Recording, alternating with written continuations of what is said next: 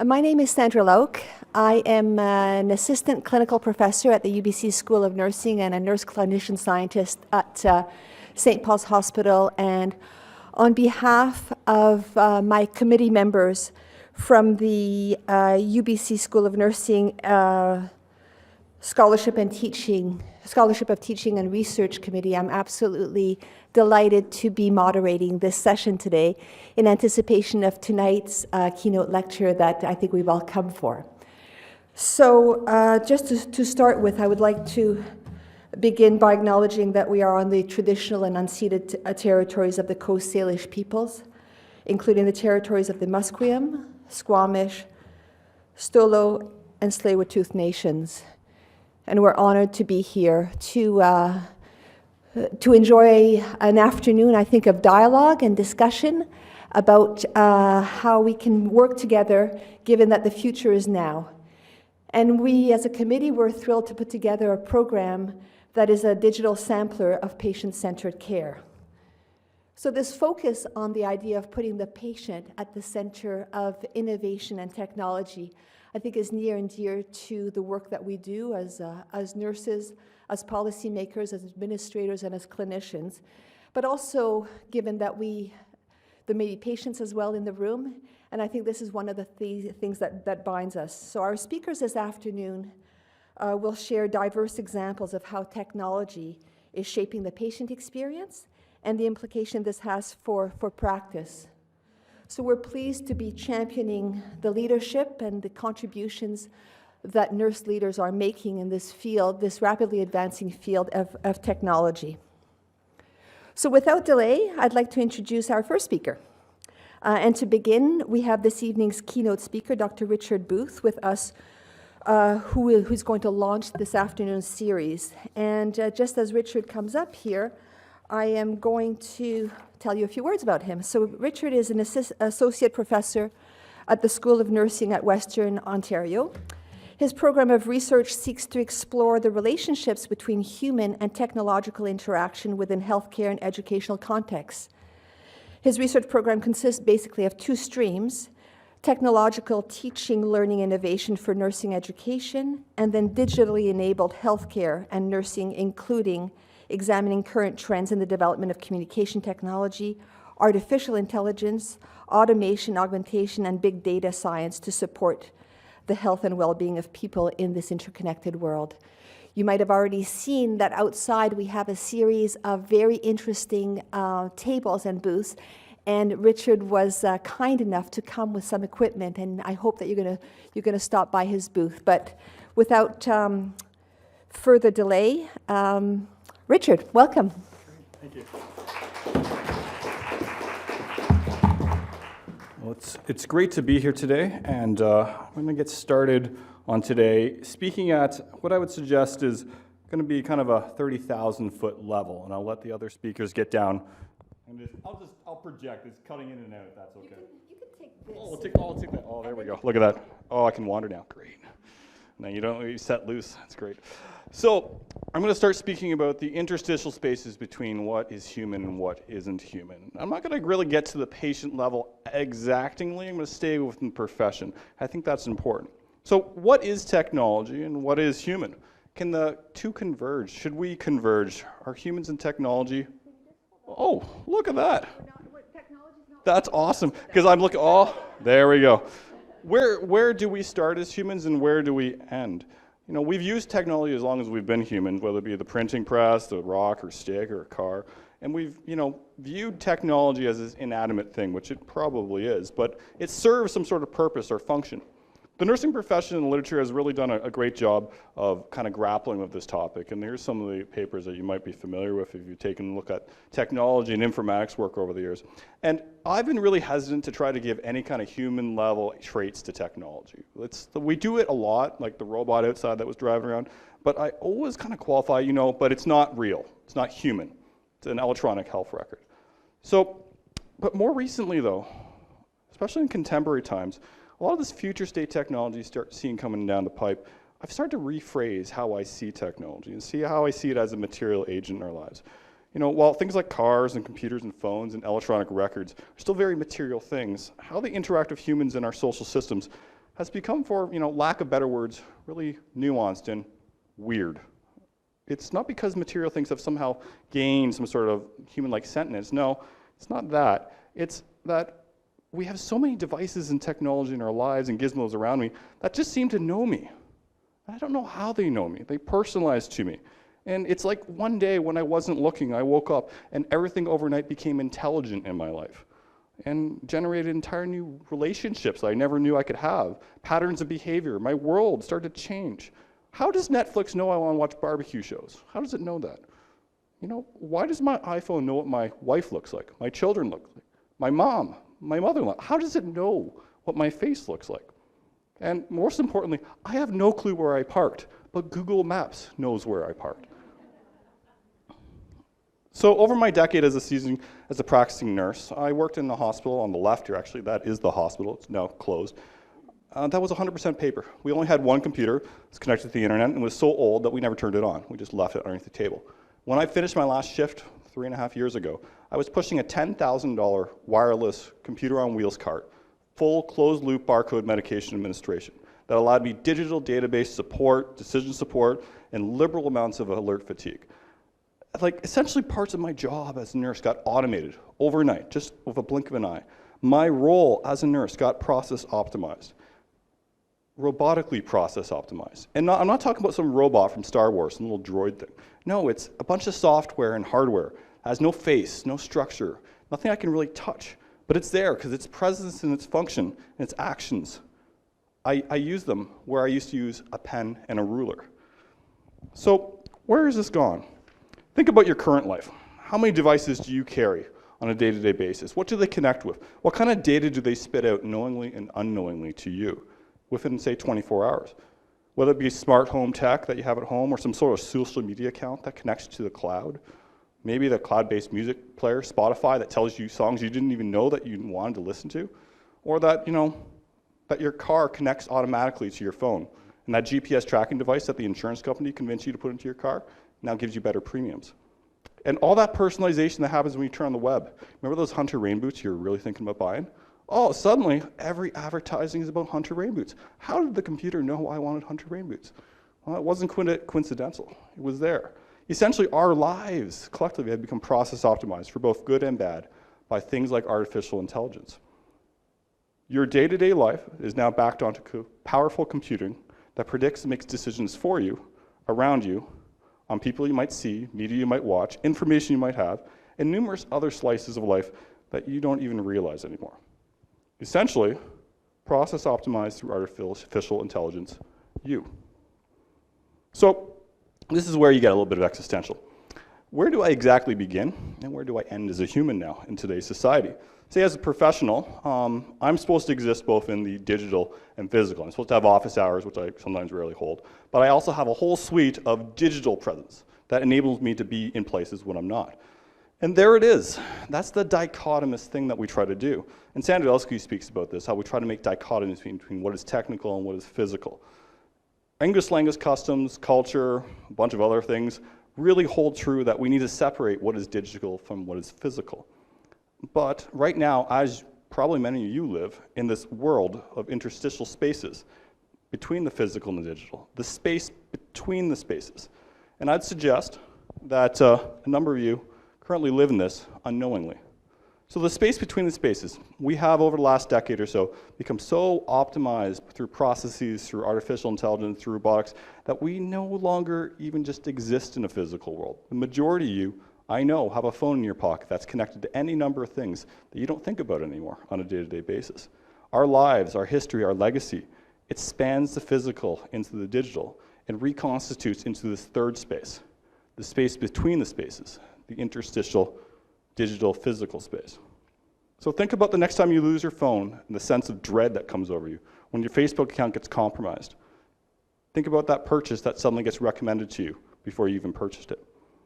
So to close, while the nursing profession has really been sheltered from this growing third space in society, namely because a lot of policy actors and privacy and professionalism has held it back and attenuated it, I'm going to suggest that the nursing world really needs to take a good, hard look at what's happening in society, because we are diving unconsciously into this new human technical interspace.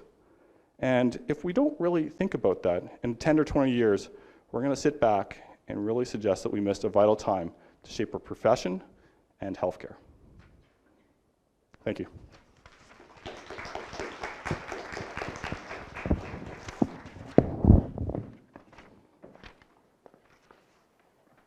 Thanks, Richard. And the format that we've decided on is that we're actually going to have the 6 presentations back to back. And then what will happen after that is that we'll have a series of questions. And in anticipation of that, I'd ask if you do have a smartphone to connect to the UBC Visitor or the UBC Wi-Fi while you're here so that we can get the game going right away. And then after that, we'll have an opportunity for some questions and exchange. So again, if you have questions that have now arisen given this provocative talk we just heard from Richard, please write them down so that we can then call on you to participate in the discussion afterwards. So moving on, I'm pleased to invite my colleague Margot Wilson from Providence Healthcare, who's going to be presenting on connecting primary care to specialists, remote consultative solutions. So Margot is the director of Providence Healthcare Shared Care and Virtual Health. And Margot's had a 30-plus year career in healthcare. She's held various leadership roles, both in the clinical and the administrative setting, and she holds a Master of Science in Nursing from UBC and is an adjunct professor here at the School of Nursing. Margot's a graduate of the Executive Training for Research Application Fellowship that aims to bridge the gap between research and policy. And Margot's been awarded in 2011 with the College of Registered Nurses of BC Award of Distinction in Nursing. She is one of the CNA 150 Nurses for Canada, and from our very own school received one of the Centenary Medals of Distinction that was awarded this year.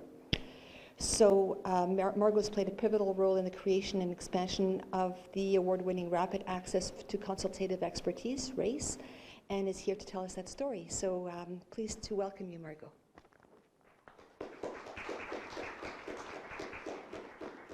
Thank you.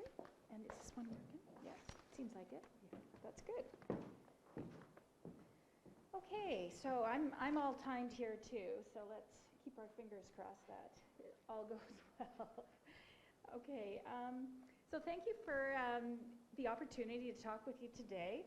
I'd really like to start by saying how proud I am to be a nurse and be part of the nursing community. In my 30-plus years career, I've had opportunity to work in many different areas of nursing, and today I'm going to tell you about 2 initiatives that I've had the privilege of working on. I'm going to tell you about an initiative that 10 years ago we referred to as being innovative. However, it really is just picking up the phone and connecting healthcare providers. In general, everyone was and continues to be very busy in their clinical practice, although there are many ways to connect, including telephone, email, texting, video. There really was no easy way to connect clinicians. So we held some focus groups for primary care specialists and patients. We asked them what was working well and what areas needed improvements. Patients told us that they wanted their physicians to be connected. Family physicians told us that it was really difficult to be able to chat with a specialist. And specialists told us they would often see patients in their office that they didn't really need to see. We put together a working group to figure out how to improve communication, collaboration, and relationships between primary care and specialty care. In order to do the work, we knew that we needed broad representation of everyone who would be impacted. We wanted to ensure we had all perspectives at the improvement table, and especially the voice of the patient. I'd like to take a moment to talk about how important it was to have patients as full team members of our working group. Right from the beginning, we had 2 very committed patients as part of our team. Since then, we've worked with many more patients to understand and gain input on what is important to them when redesigning healthcare. And without patients on our team, we could not have been successful in the work. So our working group designed rapid access to consultative expertise. It's otherwise known as the RACE line. In the RACE line, it allows family physicians and nurse practitioners to call one number, choose from a selection of specialty services, and be routed directly through to the specialist's cell phone for advice, usually within a few minutes. At this point, we have 47 different specialties on race. We've had over 50,000 calls since we started in 2010, and survey results show high user satisfaction. We're currently receiving about 1,000 calls per month, and as well, we have spread the race model to all of the other 4 geographical health authorities. We've got a broad selection of specialties on the race line. Almost half of them are provincial resources, and that really makes sense when there's not that many specialists in that specialty, or maybe they're located down mainly here in the Lower Mainland.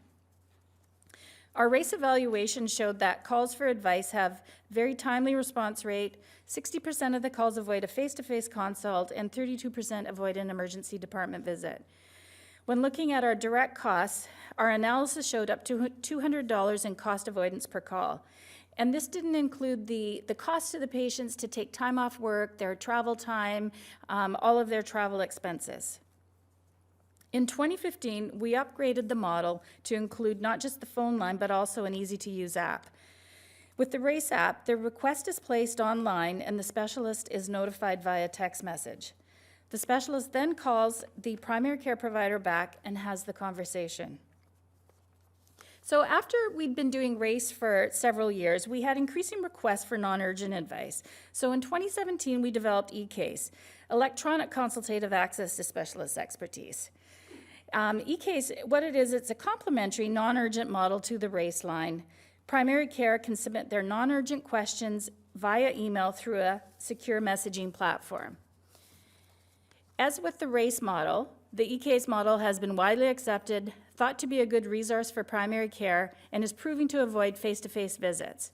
Although specialists have 7 days to respond to the question, the median response time is 13 hours.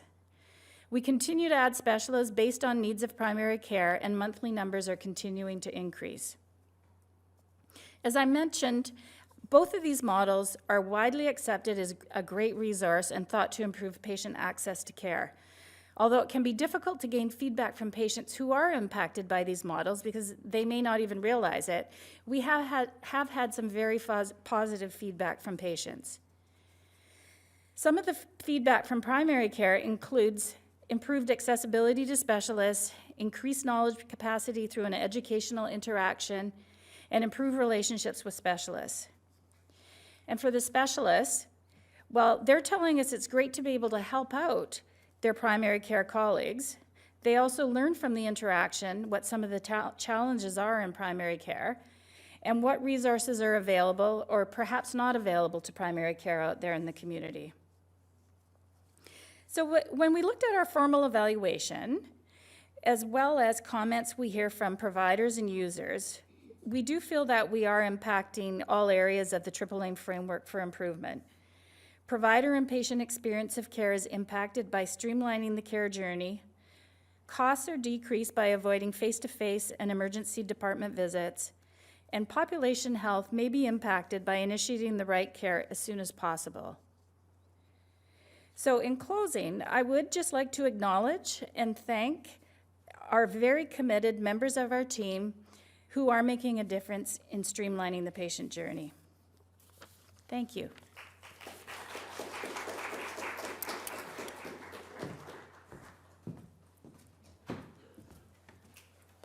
So I think we're already starting to see the diversity in the theme and the variety of the presentations that were treated to this afternoon. And I'm thrilled that Jazz Gill has been able to join us. She's going to be presenting on my voice and choice in long-term care through animated design and Happy to Eat, and I believe that she's accompanied by one of her colleagues as well. So Jazz is a registered nurse who's been working in long-term care for over 30 years. She is a double UBC alumni with a BSN and MSN from the School of Nursing, and she has her current role in Vancouver Coastal Health Regional as the lead for the Vancouver Coastal Health Regional Initiative practice lead in long-term care, focusing on minimizing the use of antipsychotic medications for behavioral management and increasing the use of personalized and fun approaches with people living in long-term care. So, Jazz et al., we're really thrilled that you've been able to join us and look forward to hearing your story.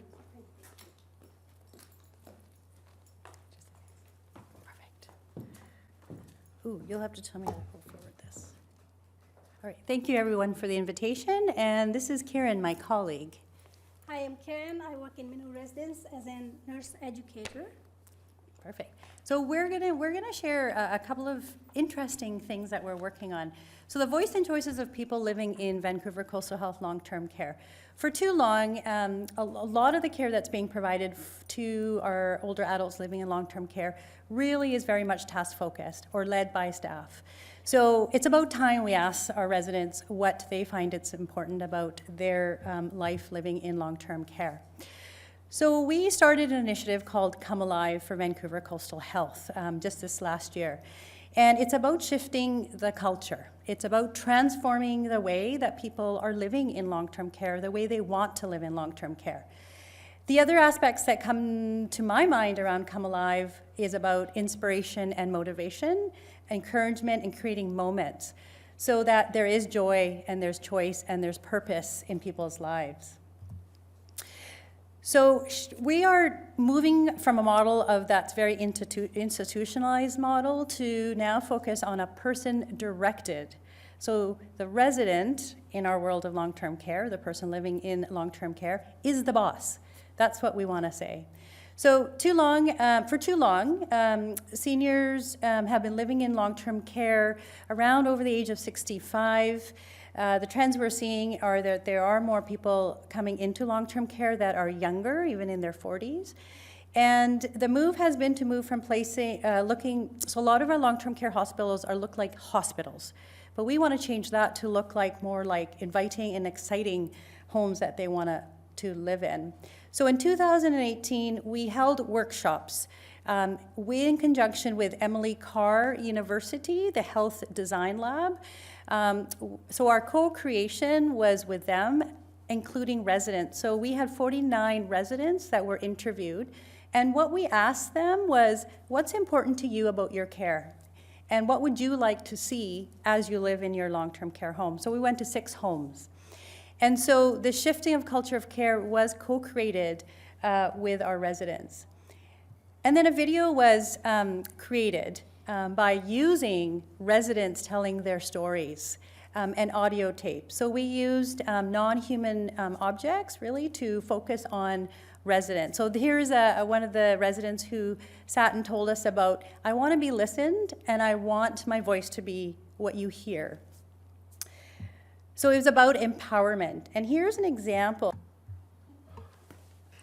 I met with a dietitian, which allowed me to not only get enough vitamins that I need, but also to connect with my culture. Things that remind me of the ones my grandmother used to make. So that is an example of how a resident was able to share their voice and their choice about dumplings. So another initiative that we're working on is how do we enhance meal times? Because in our workshops, we found that food was really, really important. How many for you? Food is really important. Totally. So one of the homes we're working with is with Minnow residents on the Happy to Eat. So I will get Karen to talk to you about, or to explain that. But using this program is through the Research Institute for Aging, and it's enhancing mealtime experiences. And we're working with the Choice program that talks about these really 6 important points. So connecting, honoring dignity, offering support, identity of the person, creating opportunities, and of course, creating enjoyment. So in this Choice program, they talk about relationship-centered practices. So very simple strategies. There are checklists that are also part of these. There are videos that are part of these, and there's 6 online education modules. So Karen will talk to you about how we are educating our staff, residents, and family members. And this is what we want to do, is we want to create those enjoyable moments for a wonderful dining room experience. And so using the iPad, easy peasy, simple, available, they're portable, they're inexpensive, and so using iPads to share education in 1 minute, or 10 minutes, or 15 minutes is what we're talking about here. So I'm going to hand it over. Thank you, Jess. So this is me. It seems like so many people around me with small iPad, but we have been sharing this now among the staff members, mini sessions in the time moment education session and in services. And we were lucky to get few iPads, and some iPads we are using for residents too. Sorry, can you hear? Okay, just where's the enter? So, okay. Technology. So this is a little in-service that we are using, part of the choice. Connecting, we are giving examples to staff, like you're feeding someone when residents are eating, are you really connecting with the resident? Or you're just talking among each other, or your iPhone is coming out of your pocket. So these are the examples we are giving to staff. And this is another example of honoring the dignity. So while we are helping residents during the meal times, are we really honoring them? Are we really asking them their choices? Are we asking them permission? Can I sit beside you? Can I help you feed? So those kind of little moments we are spending time. Again, another photograph. We can use curbside conversations, and these are the mini 20 seconds videos we are showing to our staff and residents. And one-to-one sessions with our residents using iPad. It could be their favorite song or little videos. We are spending time. It seems like it's bringing their calm and then keeping them more comfortable. And also conversations with family members and residents. So these are the in the moment, any information we have to share, we are using that. And impact is basically using iPads, using technology. So when we have it, we can get it out, spend time with our residents, spend time with family members and the staff, and then use it. And that's it. Thank you.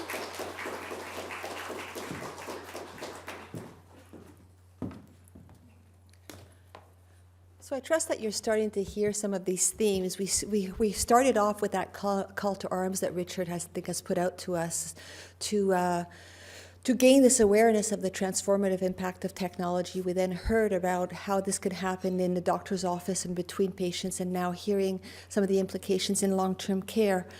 Now we're going to go way above the trees now and hear about how this can be now transformative when you're creating a whole new hospital. And I'm thrilled that Miriam Stewart has been able to join us to present technology enabling patient and family-centered care in the new St. Paul's Hospital.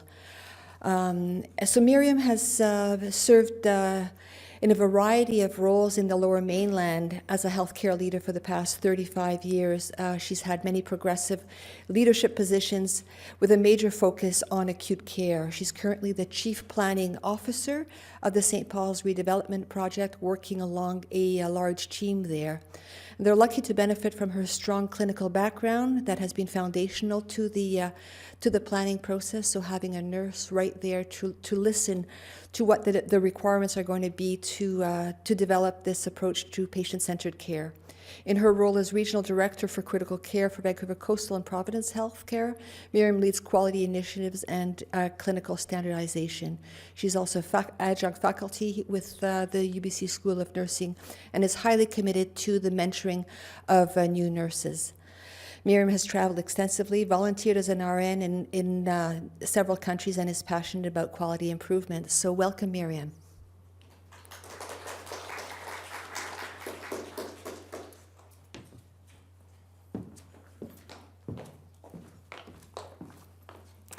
Good evening. I guess it's good afternoon, good evening. Really pleased to be here. Hopefully you saw some of my slides, but I'll flip through them again. And it's a challenge this first time I've done this presentation, because there's so much I want to tell you, but I only have 19 seconds of slides, so I can answer questions after. So we're going to get going by hitting the green button on the clicker. Okay, so I am Chief Clinical Planning Officer for the new St. Paul's, and it's been a very exciting journey for me. I've been full-time in that role for 4 years, and as what was said is, I am passionate about patient care and really involving the patients as well as our providers in this journey. I started my nursing career in the ICU at St. Paul's and have pretty much had connection with all of the acute care facilities in the Lower Mainland, so thrilled to be back there. Now, this is just a picture of me and one of the volunteer patients that I had, and again, tonight is the Lights of Hope, so this is a picture from last year. We are moving from our St. Paul's, that's been a facility for 125 years, to a new campus of care, but the real driver is that we want to change the paradigm from very much an acute care focus to a community focus, still providing excellent care in the acute care setting. It is doing it. So we do have design principles to ensure that, again, the patient is at the center, that we're going to be safe, but really having an advanced digital hospital. And maybe on opening day, we wouldn't necessarily have all the bells and whistles, but it's very important at this point to really lay the infrastructure that we need so that we can do the work that we need to do in the future, and we can't predict what that is. So my colleagues have assured me that the cables that they've laid and the foundation for the future will be there. I was in a healthcare tour in Denmark a few years ago, and it's a law there that their capital for any new project, 10% goes to technology. It's not the same here, but we're really driving that. So in order to really change that paradigm, we're going to need that technology. Okay, so we do have a technology strategy that is very clear. One is to improve the human experience in the hospital and at home. We really want to promote a collaborative environment, and we also want to mitigate towards a unified technology model, not sort of this fragmented model that we have now. We really want to empower users to make informative decisions, improve operations, and improve safety for patients in our facility. So now we're jumping ahead. I'm going to demonstrate some of the changes by a typical patient journey that we see every day at St. Paul's as our cardiac patients. So in the new paradigm, the patient will still come to the emergency department, will be connected in through the technology from the EHS to the department, but the department will be much bigger. So we will be relying on wireless technology and communication devices for the staff. Just to increase the efficiency of the patient journey. The patient, we've started doing a lot of work with cardiac CT, and which is more minimally invasive, but this patient would be going to the CT scan, and from the studies of flow, we can see that this patient does have blockage. So indeed, this patient would be going to the cath lab. Now, currently, we have several cath labs, but in the new facility, we're going to be integrating our surgical platform, having our interventional suites integrated with the ORs. The equipment keeps getting better and more sophisticated, and we'll have a lot better room for both for teaching and timeliness of the procedure. So this poor lad did go to the cath lab, and they discovered that he did have a more significant blockage and had to go to the OR. We will have larger ORs with all the bells and whistles and integrated, we call them integrated suites. We're starting to see holographic surgery. Philips have come out. So part of that is more precision for the surgeons, but also better teaching tools for the staff. When this patient finishes surgery, we'll be going to the cardiac surgery ICU. We've had monitors for years, but the monitors will be more connected, and we'll see the staff having handheld devices as they rove around to have that immediate timeliness of what's happening with their patient. It would also probably be connected to a command center. We really want to focus on patient-centered care. When the patient goes back to their room, every room will be a private room with their own bathroom, and technology so that they would have more control over temperature, light. They'll have space for the families to stay overnight. We will see the monitors as being teaching tools and the information integrated, as well as flow in hospitals so that we can be more timely. We would have the nurse call system. It's unfortunate it's called nurse call. I said, can't we change it, because it's really nothing to do with nursing. It's a system, but I guess it was branded years ago, just for automatic deployment of when housekeeping needs to turn over beds, etc. There's all kinds of apps that people are starting to use and that we see more of, so that patients can check in on their handheld when they're at home, schedule their outpatient follow-ups, and then if they come, they can register either at home on kiosks rather than waiting to the end of the hospital. We'll have a lot of things that are, I want to call toys, in some of the bigger hospitals back east. This is an automated guided vehicle, which is a robot that will be taking up the supplies, whether it's meals or dirty laundry or clean medications, and we'll have those distributed through these big, large wards. The wards are going to be much bigger because, again, they're all private rooms. We're going to be implementing the Cerner system this weekend at St. Paul's, which will then finally give us closed-loop medication management. But this is just one of the many things that we're starting to see technology being deployed to increase the safety for patients. We're really going to push the virtual healthcare strategy so patients don't have to come to the hospital 4 or 5 times before their actual procedure. We plan to have virtual capacity in every exam room and multiple places in the hospital and really push the care back out to the patients or the community. And again, for really being family focused, we want to make it easy for parking, have an app for wayfinding, for translation. So there's many ways that we will be pushing the technology in a very practical way and futuristic way. We know that we're going to have artificial intelligence and big data, but I just always remind people that technology is an enabler, and we can't lose the why we're here for really the heart, mind, and soul of our patients. So we will have to ensure that technology doesn't take over, but it really does enable us. Thanks.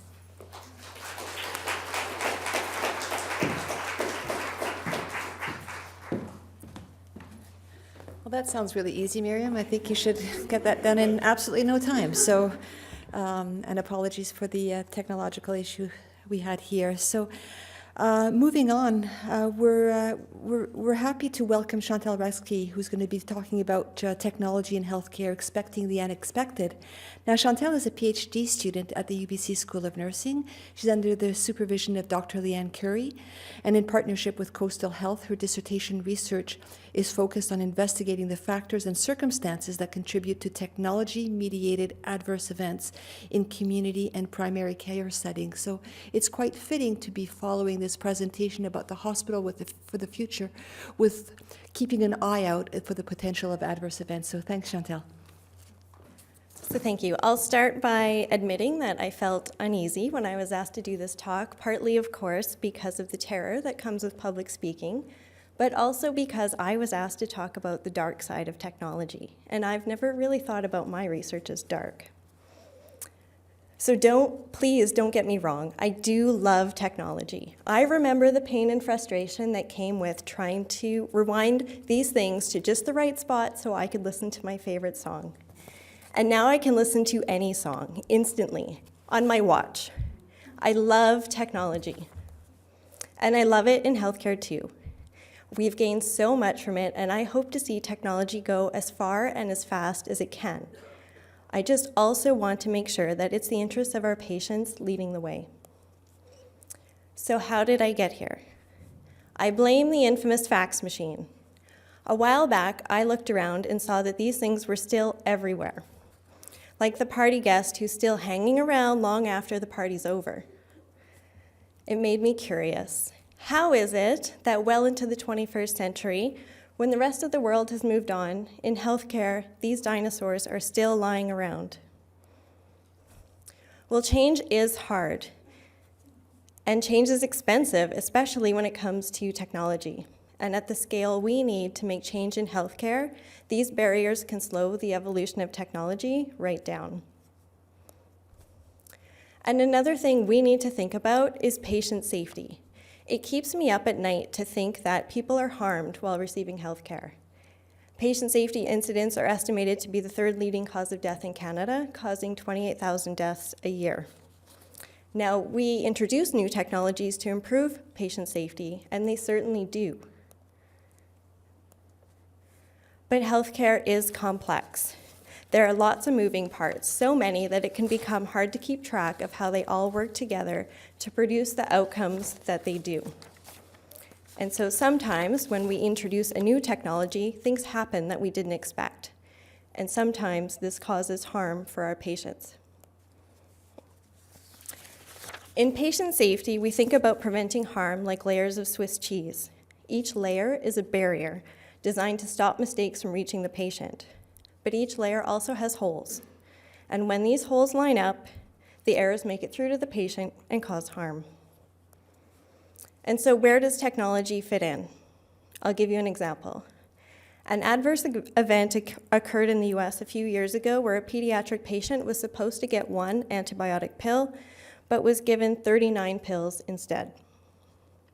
The investigation that followed identified some key issues related to technology that contributed to this error. One of the central issues is that humans and machines are different creatures. We do not think the same, we do not behave the same. And this disconnect can lead to problems. In this case, the physician entering the order thought that they needed to enter the dose, but the computer was programmed to calculate the dose based on the patient's weight, and so a gross miscalculation occurred. And while the computer system did identify the mistakes that were occurring along the way, the error messages popping up weren't clear. These alerts could look and sound the same whether they were a simple reminder or flagging critical information. In this case, there was an unspoken acceptance that computer pop-ups were more annoying than useful, and it became habit to just click past them. We use a ton of alerts in healthcare, but each time you add an alert, you increase the chance of the next one being ignored. Also, clinicians can experience sensory and cognitive overload, increasing the potential for making mistakes, like texting and driving. Technologies can also bring about new frustrations because they take away our attention from patients. Like in this trip to the doctor's office, illustrated by a little girl where she's at the center playing with her mom and the doctor's off to the side on the computer. Technology can change how we deliver care and how nurses do their work. I remember passing order sets around the nurses' station trying to get consensus on what the doctor's handwriting actually said. And we don't have that problem anymore with electronic ordering, but we've gone from this to this, which may be perfectly legible, but isn't always easy to understand either. So I use this socio-technical model to study patient safety incidents related to technology. By examining the components in the system, including the technologies, the people that use them, and the context that they're used in, we can learn. We can look for ways that our technologies are not working in the ways we intended and make changes to avoid harm in the future. So think back to your initial reaction to this med error. What did the little voice inside your head say? I use this example a lot, and often people go right to the nurse, questioning their actions, their competency, and their fitness to practice. A good nurse would never let this happen, I'm told. It is hard to imagine how such a massive error can happen, but when you get the full story, you quickly see how easily it did. In spite of very skilled, well-intentioned people using leading technologies, these things can happen. So we need to be watching out for them. Nursing is at the heart of this, situated amongst the machines and gadgets with steadfast focus on the well-being of those in our care. We all know that spidey sense we feel when things are not okay, and we need to speak up. So yes, I love technology. Please, let's axe the facts already. But let's also keep an eye out for the dark side and learn to expect the unexpected.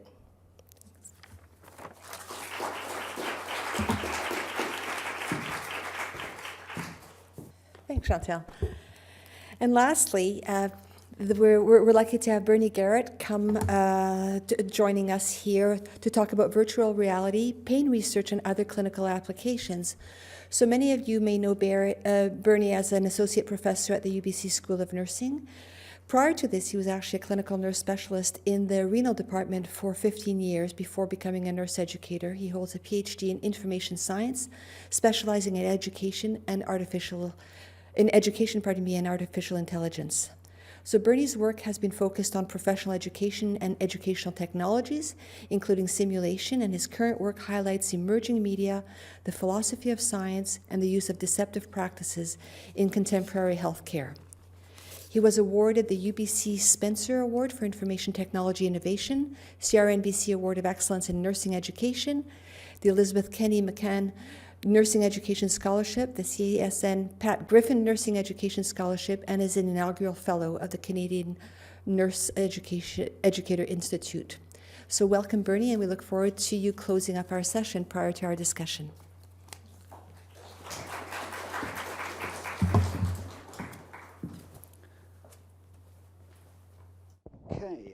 I'll use this if you can hear me okay. Simply, I promise I won't do any Elvis impressions or anything, but it's easier to walk around with this. Okay, so I'm going to talk to you about virtual reality, and particularly I'm going to talk about some of the work that we've been doing over the last few years, looking at a particular use of technology in terms of media, virtual reality, with this team of my colleagues, and particularly looking at what we've been doing with it and its potential for the future. Okay, so what we call emerging media are new media sort of advances that offer us opportunities to sort of change the way we communicate. And we've been doing this for a long time. In fact, my kids think I'm a bit of a dinosaur because I can remember black and white TV, as I'm sure some of you can. But we've constantly seen advances in media in terms of moving towards sort of more immersive and more sort of realistic presentations, and particularly now with the cinema. But if we think about it, some of the things that are really advancing quite fast now are virtual and augmented reality, and we'll talk a little bit about those. So here's an example of virtual reality. See if this video starts. There won't be sound, but...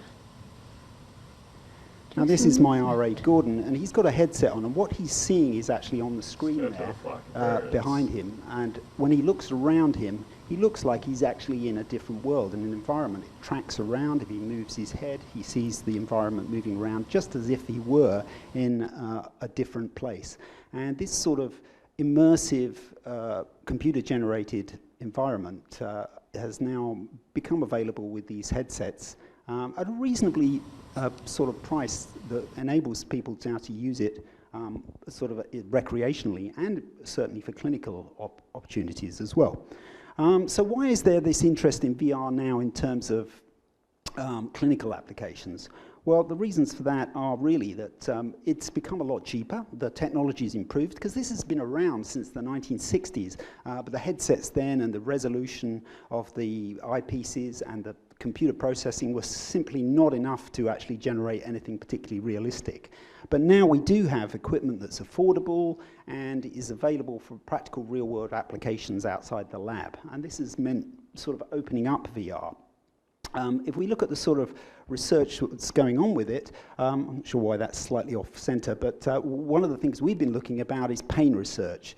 My colleague, Dr. Tanya Taverner, who works with me, is a pain researcher, and particularly chronic pain is a huge issue in Canada. 1 in 5 Canadians suffering persistent pain, and it's been estimated that chronic pain costs more than HIV, AIDS, and cancer and heart disease combined. Any of you who work with chronic pain patients know this is the case. It's not something that's particularly well dealt with in our current health systems.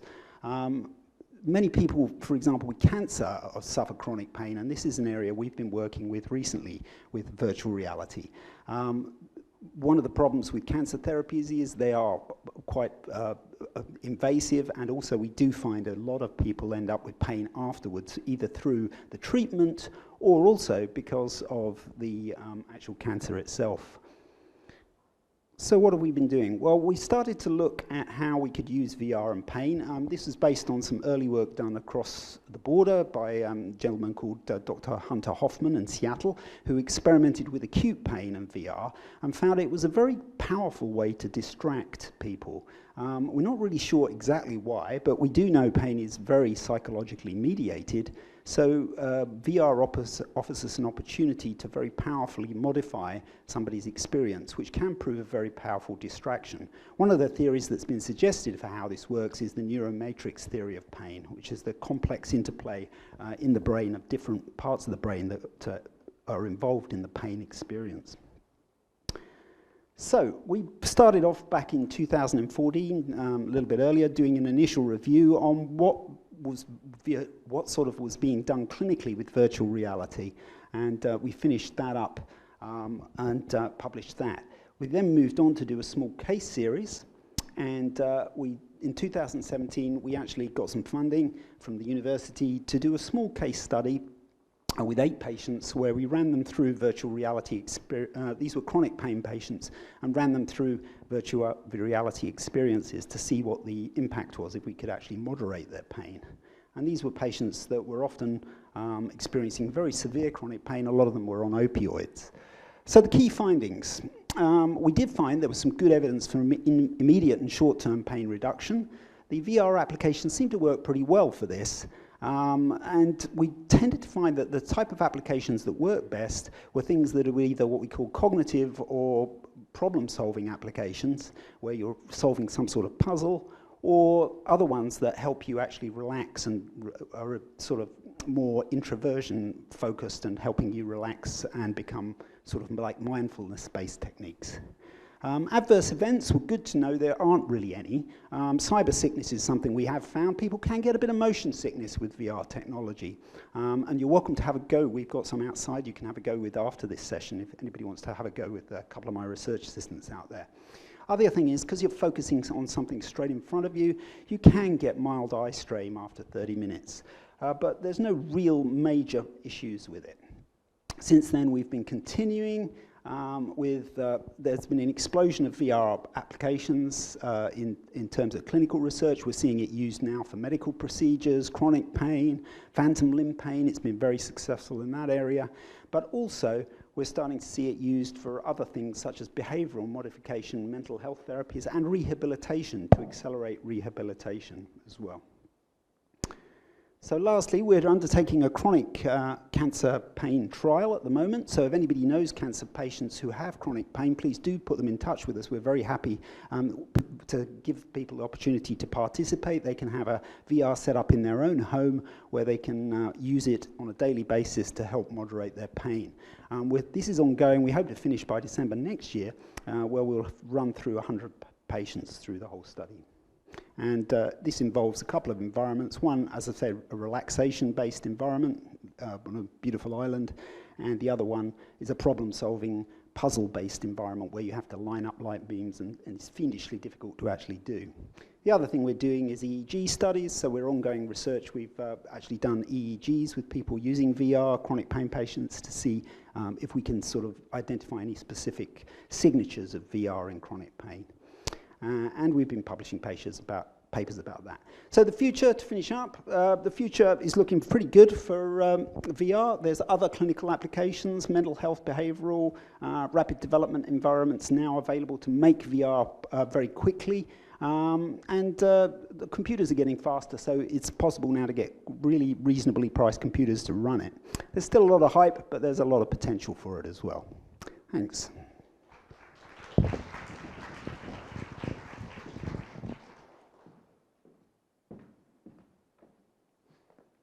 Wow, what a whirlwind tour of the potential of technology. So I think as we move into the final session of this afternoon, I'm going to ask you to load up on your smartphones. If you can go to your search engine and look for the Kahoot.it website and enter the game pin. So I'll give you a few minutes to do that. So it's www.kahoot.it. And let's see, we've got 8 players now. And you have to create a name for yourself.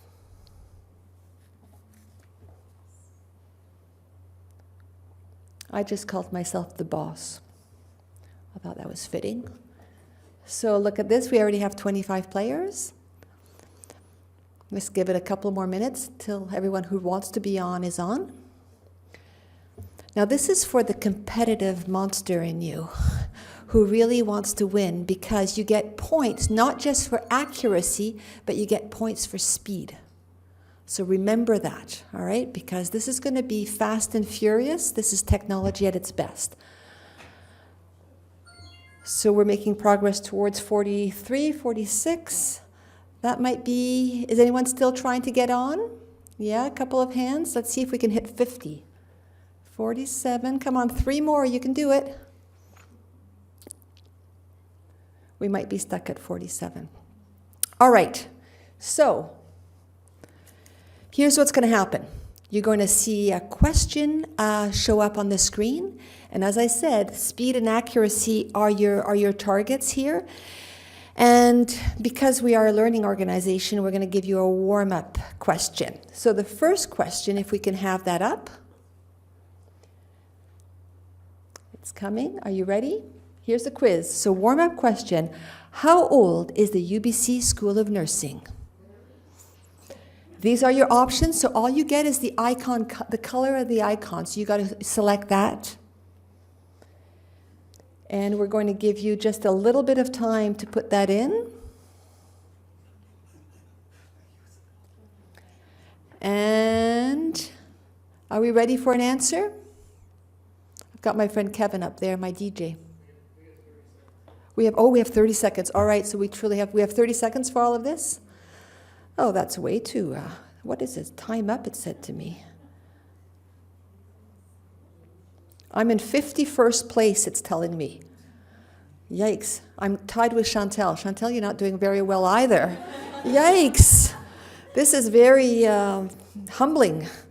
All right, so most of you know that we celebrated our centenary this year, and we continue to celebrate it for maybe a month or two. And interesting, some of you think we're 150 years. Maybe it feels that old. Anyhow, so I hope you're warmed up. Are you warmed up? Right, and now you've got to recall all of these presentations that we had. All right, the nursing profession has adequately responded to the growing use of disruptive technologies like AI and automation. You're going to give us, we're polling you. There's clearly no correct answer here, but agree, disagree, or are you undecided? And I think this is going to preface very nicely some of the conversations we're going to have this evening when we hear more from Richard. So down to 4 seconds to vote. Chantel, you and I are still doing poorly, I think. So interesting here. So many of you believe that we're not there yet, that we have not, we might be laggards and we have not adequately responded. And some of you are undecided, but a good portion believe that we are keeping pace. So again, more on this in the future. So next question. Oh, we should have looked at the score. Who has heard of the care model race? Let's see. Oh, look at the speed it's going at. 40, 41. Chantel and I are still not on it, but whatever. Oh, 49, 50. Oh, so we are above 50. Excellent. So 17 more seconds for you to answer.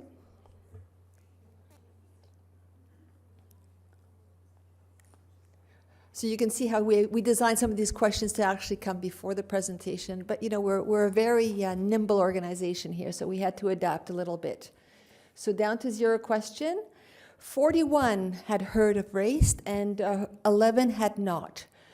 So let's go to the next question. On the scoreboard, oh, we can't hear. So what does RACE stand for? This is your chance to win. So rescue, remove, alert, activate, confine, extinguish, evacuate. The course of life, rapid access to consultative expertise, or all of the above. This is a very speedy group. Can you see how quickly those answers are showing up here? We need to tell Kahoot that we don't need 30 seconds for this audience. So 5 more seconds, and let's hear what it stands for. So Margot, you did very well. So it stands for Rapid Access to Consultative Expertise. Well done. Next. Oh, Edmund. Edmund is doing well. What does CHOICE stand for? We're testing you on the acronyms that were used. Choice, hope, offering food, integrity, connecting, and energy. Considerate, helping, options, investigate, collaborate, and enjoyment. This is a hard one. Connect, honor, dignity, offer support, identity, create opportunity, enjoyment, or community, healthy options, opportunity, integrity, compassion, and energize. Now let's see what shows up here. Jazz, you made it challenging, but fair. Most of you found the right answer, which is connect, honor dignity, offer support, identity, create opportunity, and enjoyment. Well done.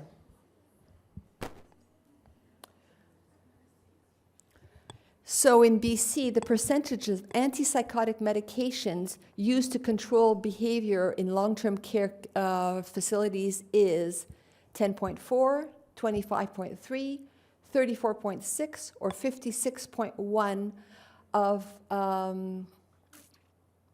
the patients? No, antibiotic. Of patients.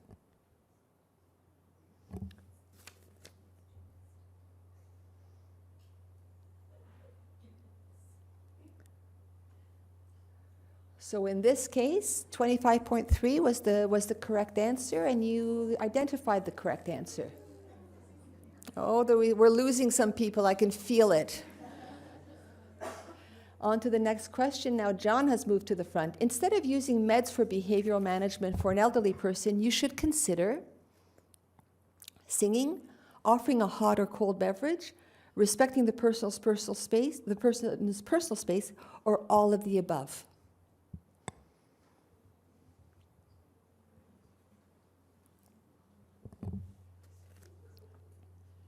All of the above, well done, correct answer. Next question. Oh, one more. Which city has North America's first fully digital hospital? So is it New York? Is it Toronto? Is it Los Angeles? Or is it Montreal?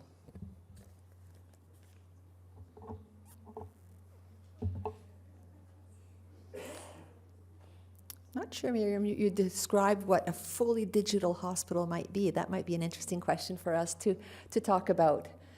So 7 more seconds to get your question, to get your answer in. And in this case, the correct answer was Toronto. What hospital is it? Humber River. There you go, Humber River. All right. Gigi, you're up. Woo. Would you rather be working as a nurse in 1980 or 2030? Whoa, there's a flashback photo. Does anyone recognize themselves?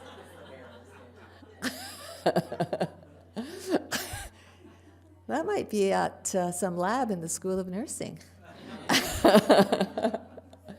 So look at this, many people looking towards the future here, with 42 people saying they'd sooner kind of move with the future and be there, and then some sober second thoughts maybe about how the 1980s were not just great for hair, but great for healthcare.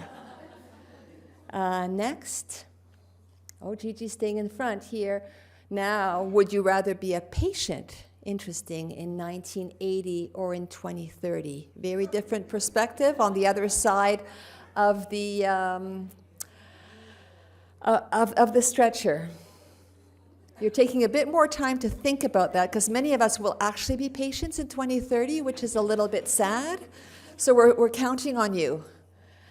So again, we've got confidence in the room that things are getting better for healthcare, and getting better not just for us as healthcare professionals, but also for our patients here. So I think we need to remember the values that we held in 1980 and looking forward to what's happening now in 2030. And then next. Have you ever tried virtual reality? That's no. Yes, once or twice. No, but I'd like to try. Or yes, regularly. So you got 2 options on the no, and you've got 2 options on the yes here. And for those of you who are no's and would like to try, this is your day today, because you can go and see Burnie's display with his graduate students right out in the hallway. Maybe this is what the classroom of the future looks like. The hospital of the future. So interesting, some real divisions here. So we've got on the no side, the red and the yellow, we've got 14 no, and no, but I'd like to try. And on the yes, clearly the majority of people here have already tried it or use it regularly. So some interesting findings here.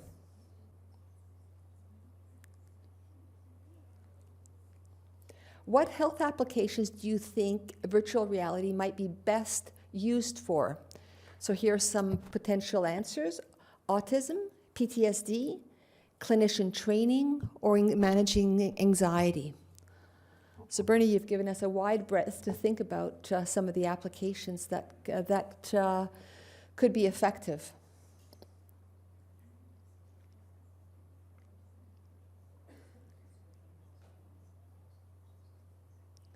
Your last second, and again, some diversity in the audience here, with 8 of you thinking autism, followed by PTSD, followed by anxiety.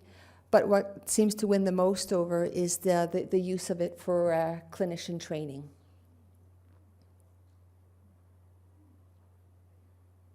All right, true or false? VR has the potential to be a useful clinical tool.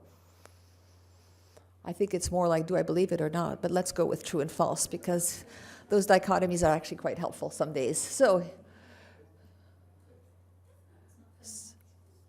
it's not coming up on yours? Is it coming up on others? Yeah? We've lost you. Uh-oh. So most of you believe that it has the potential to be a useful clinical tool, but there's still some skeptics in the room, and I think that healthy skepticism is what helps us look at things with care. And next question. Oh, VR has a potential to be, oh, didn't we just do that one? We did that one. Can we skip that question, Kevin? Or can we, oh, we'll do it.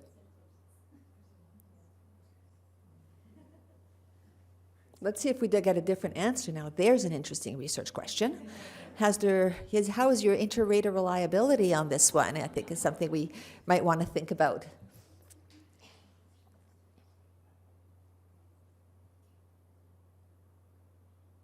Of course, I have no recall, which is why I really need virtual reality. And we've had some changes, so interesting. I'm not vouching for the scientific rigor of this exercise, right? So next. Oh.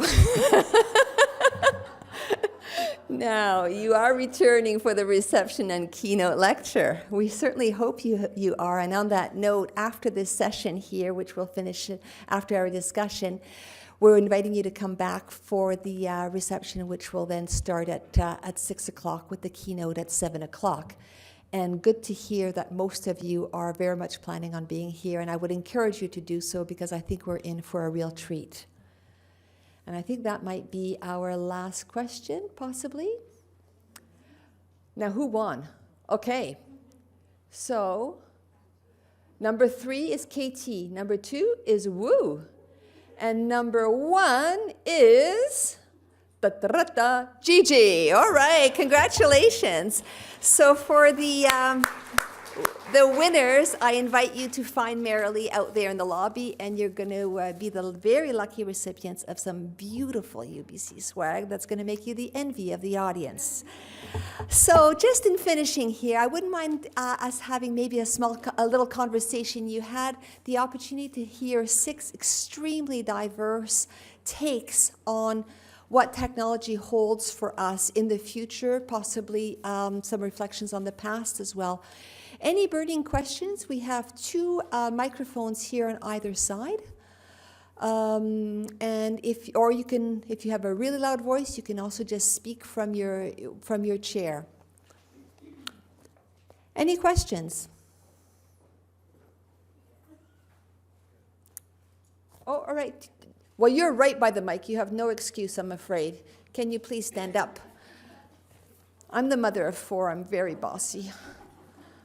A couple of questions. One was, how did you get the funding for St. Paul's? Because that's the direction everybody wants to go, but funding is always a barrier. So how did you embark on that? First, I can say it's been a very long, is this on?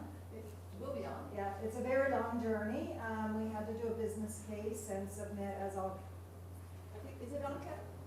Perfect.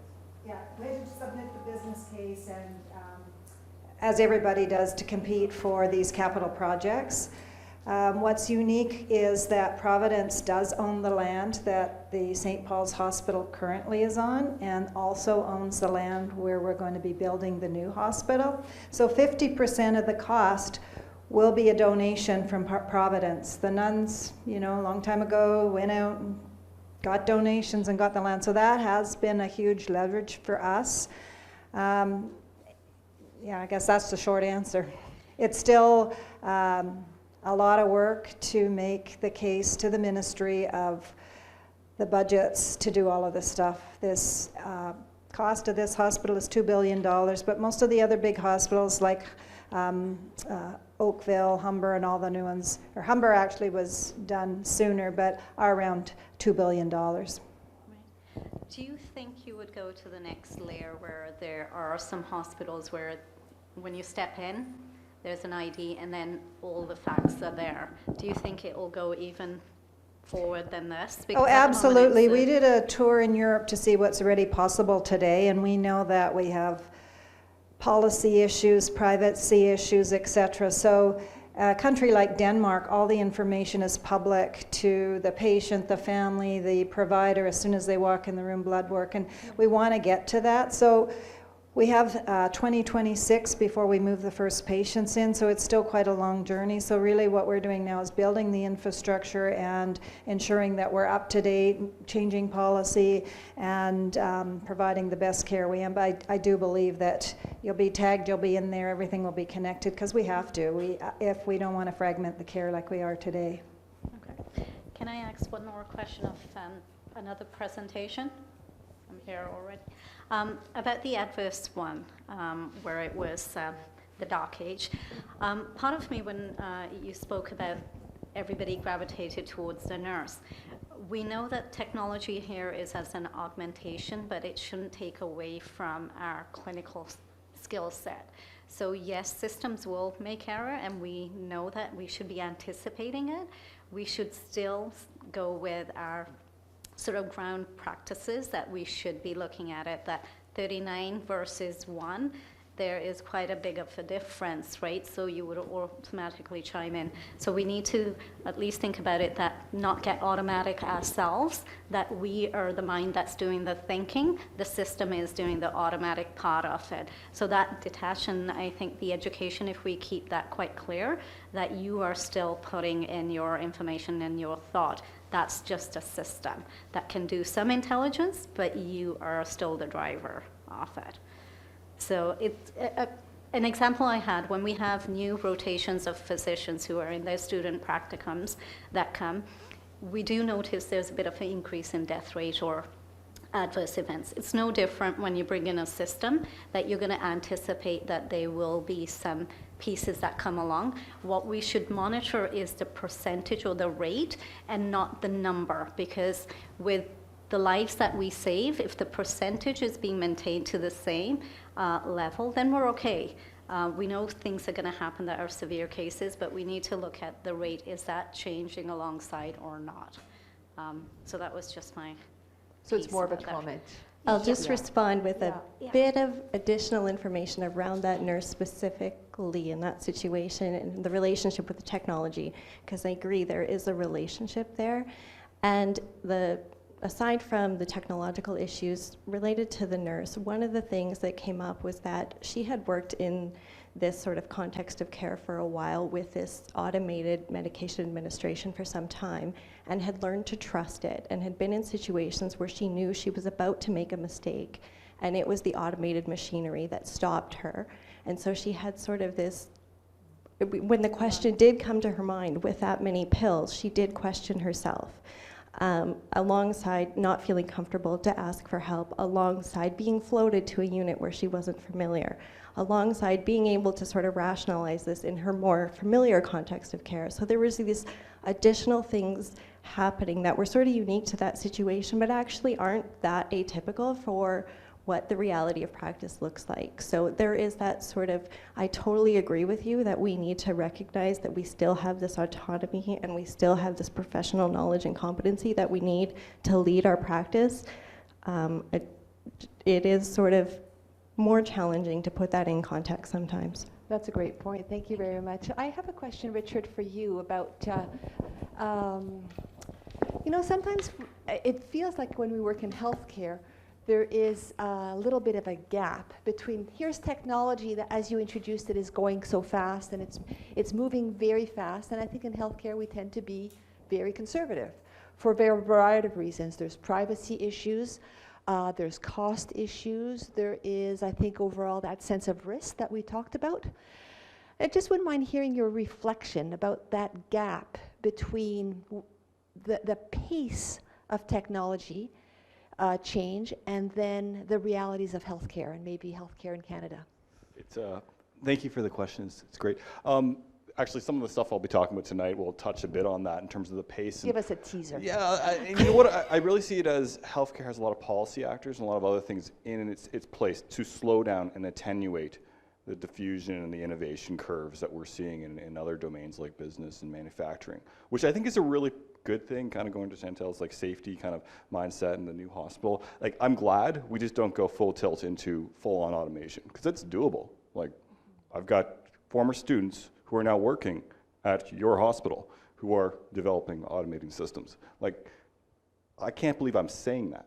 Former nursing students who are now doing these sorts of things as a business. But I'm glad we have a rate limiter in healthcare. As I'm going to talk about tonight, though, I think that rate limiter's dissolving really quickly.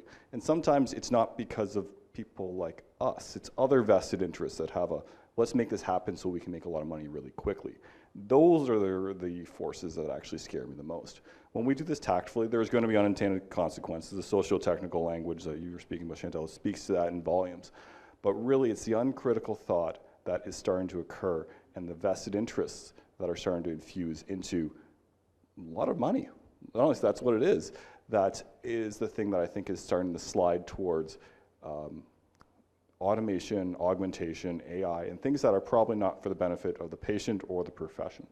And that's the lens of caution that I'm going to suggest and the teaser I'm going to drop before we get into the material tonight.